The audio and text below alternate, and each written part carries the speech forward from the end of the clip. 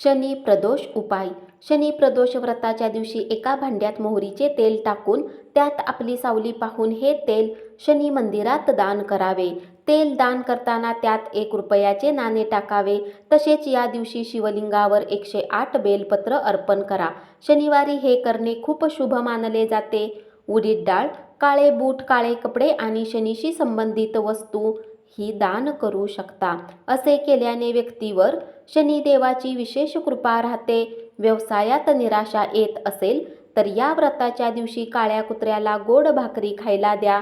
या उपायाने तुमचे निद्रस्त भाग्य जागे होईल. शनी प्रदोष व्रताच्या दिवशी कोणत्याही गरजू व्यक्तीला अन्न आणि पाणी दान करावे.